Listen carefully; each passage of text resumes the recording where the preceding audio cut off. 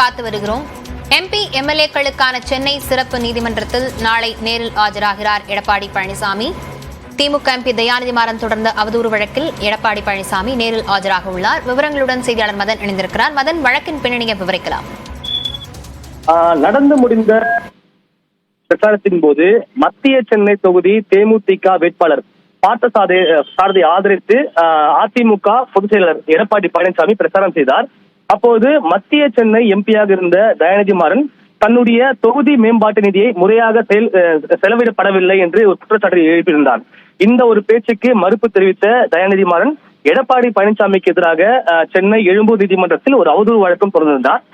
பின்னர் இந்த ஒரு வழக்கானது சென்னை மாவட்ட ஆட்சியர் அலுவலகத்தில் உள்ள அந்த MP மற்றும் MLA-க்கள் மீதான வழக்குகளை விசாரிக்கும் சிறப்பு நீதிமன்றத்தில் மாற்றப்பட்டது. இந்த வழக்கு தான் நாளை விசாரணைக்கு வர உள்ளது. எனவே நாளைய தினம் எடப்பாடி பழனிசாமி நேரில் ஆஜராக இருப்பதாக தற்போது அதிமுக வட்டாரத்தில் தெரிவிக்கப்பட்டுள்ளது. லாவண்யா, விவரங்களுக்கு நன்றி மதன்.